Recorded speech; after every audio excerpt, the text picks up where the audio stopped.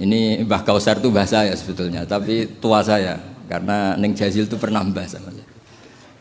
Jadi buyut saya kandung namanya Maimunah. Maimunah itu mbakyunya Mbah Bedowi.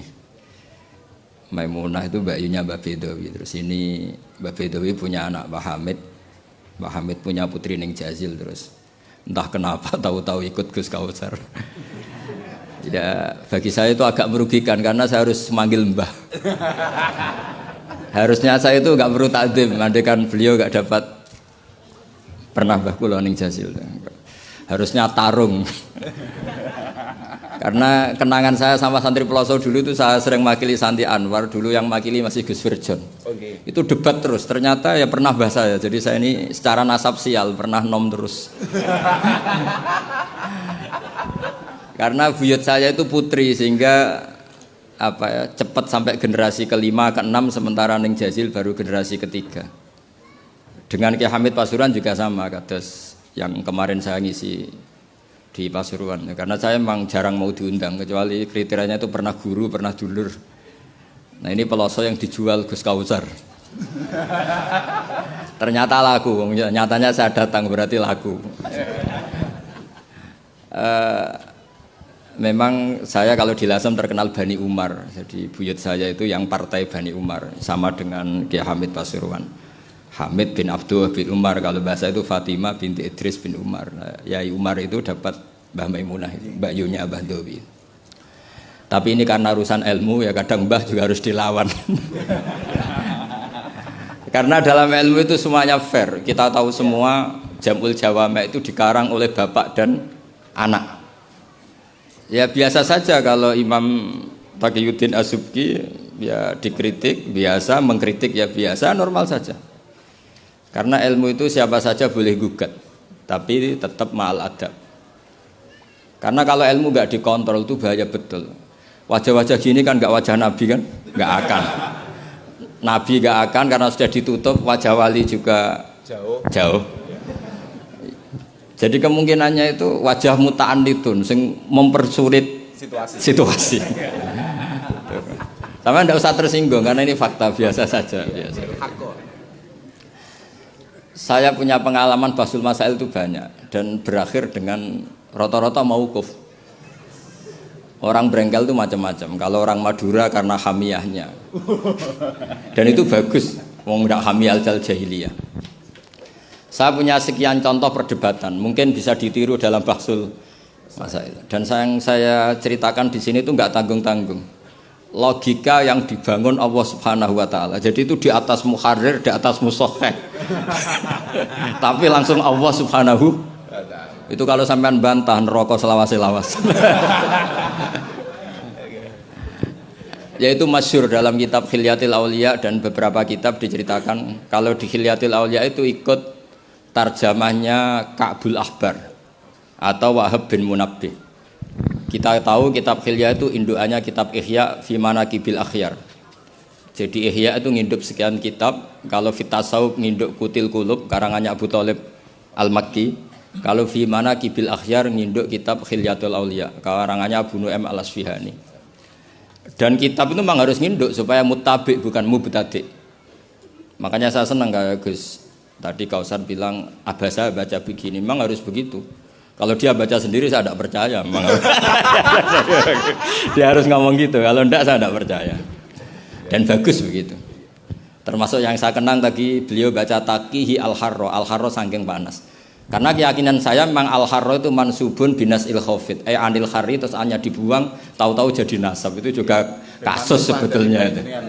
Ya pantas agak ya lumayan lah gitu sudah bagus.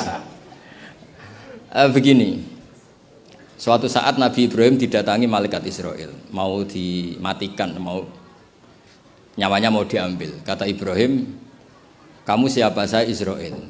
Mau apa? Nyambut nyawa anda. Jawabnya Ibrahim, kamu tahu saya siapa? Saya ini Khalilur Rahman. Wahal ra'aita khalilan yumitu khalilah. Masa kekasih bunuh yang dikasih? Ini enggak masuk akal. Ini mesti kamu salah. Israel kamu pasti salah. Ya mungkin saja karena enggak pernah ngaji di Peloso, malaikat Israel enggak pernah ngaji berat Peloso. Jadi mungkin salah. Enggak pernah ngaji Ihya apalagi khataman. Kalau sampean khataman tidak pernah ngaji. Itu lebih buruk lagi, itu buruk sekali. Itu buruk sekali. Itu menurut saya itu kredit, itu bahaya itu. Nanti saya tes. Saya itu khatam Ihya setengah hafal. Artinya kalau sampean macam-macam tak tes. Saya pernah khatam Ihya, pernah tak maknani sendiri, pernah tak maknani pakai ithaf. Terus ditambah khataman sama Mbah kula niku Gus Kausar. Jadi pengetahuan tentang Ihya saya itu sempurna. Sangat mendalam. Sangat sempurna, berakhir di sini tadi itu. Tapi ketika Israel begitu kan bingung Israel. Jadi malaikat itu ya boleh bingung ya, sebenarnya banyak malaikat bingung. Tidak manusia toh, malaikat bingung juga banyak. Akhirnya Israel datang. Matur teng Allah, ini gimana ya Allah? Kata Khalilukar Rahman Ibrahim gini. Kata Allah, bilang saja begini.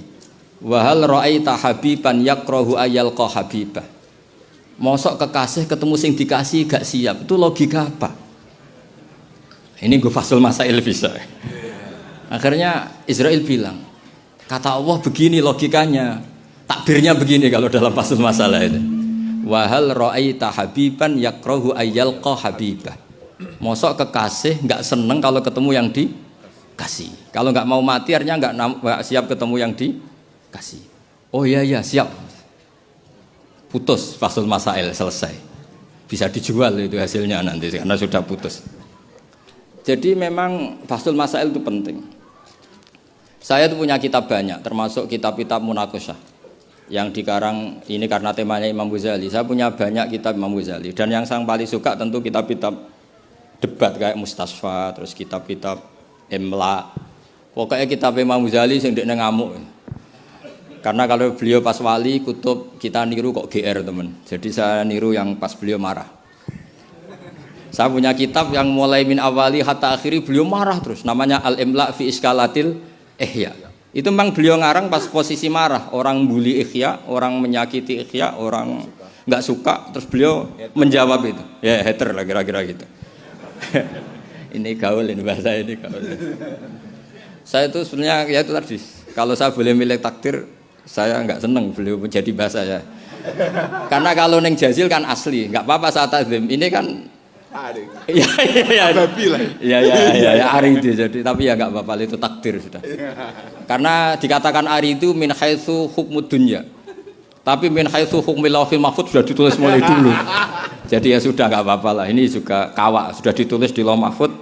Yang ngaji Gus Dah di Lasem, yang untung dia. Yang panen kita. Iya, jadi sebenarnya yang ngaji sama Badawi itu Mbah Dah, Gus Dah itu. Tapi Gus Dah nggak jadi mantu Badawi, yang panen ini dapat cucunya Badawi. Ini keajaiban. Jadi nggak ikut ngaji, dapat panen. Ini agak masalah sebetulnya dalam hukum itu. Tapi ya nggak apa-apa lah. Allah itu maha saatir rahmah. Jadi yang amal bahnya cucunya kebagian. Sehingga kalau Gus Kausar gak pinter alfiyah itu tak bully betul. Dulu Mbah Jazuli terkenal dengan alfiyahnya. Saya sering diceritain Mbah Mun, Mbah Khim pamannya itu dulu ngaji di Lirboyo bareng Mbah Mun. Gara-gara kesemsem alfiyahnya Gus Ali itu bandar. Itu akhirnya Mbah Khim minta pindah ke Peloso karena ingin alfiyahnya Mbah Jazuli. Akhirnya Mbah Khim yang pamannya Mbah Mun yang Kiai Pondok Mus itu mondoknya di Peloso. Gara-gara kesemsem alfiyahnya Kiai Jazuli. Nanti kalau orang ngaji alfiyah di Peloso berkurang itu pasti salahnya Gus Kausar. Jadi dulu daya tarik alfiyahnya Mbah Jazuli sampai orang sudah mondok Lirboyo itu pindah Peloso. Jangan sampai anakku mondok Gus Kausar pindah. Ini nanti bahaya itu. Saya sering ketemu beliau di Lasem, jadi saya akrab sekali karena beberapa kali. Kemarin Mbah Jamil juga di rumah saya, Gus, baru kemarin tilek haji. Mertuanya ini, mertua juga buyut saya, mbah saya. Saya teruskan ya, logika ilmu itu memang harus dibangun. Kalau enggak habis kita. Karena sepinter-pinter sampeyan itu pasti tidak wali. Kalaupun wali itu wali yang boleh disaingi. Karena antar wali juga debat. Antar wali ya banyak yang enggak cocok. Dan itu enggak masalah. Saya berkali-kali bilang di mana-mana. Said Abdul Al-Haddad itu masyhur, orangnya sangat khusyuk, sangat hati-hati. Sehingga kalau beliau ada tamu ditanya, kamu ngaji sama siapa? Ngaji sama Gus Kausar misalnya. Pernah enggak gurumu itu nangis pas ngajar? Enggak pernah. Oh lereni, matine atus berarti. Tapi kalau Abul Hasan Asadili balikan, kamu ngaji sama siapa? Sama Gus Kausar. Pernah senyum nggak? Pernah tertawa nggak? Nggak pernah. Lereni. Berarti wong ra iso syukur katanya. Jadi Abul Hasan Asadili itu seneng guru yang agak-agak uraan, yang sewantai, yang karena dianggap ekspresi apa? Syukur. Kalau Said Abdul Haddad nggak suka seperti itu. Koyok seradi dosa ya guyu. Ini dua kutub, ya dua kutub besar dalam tradisi wali. Dan itu nggak masalah.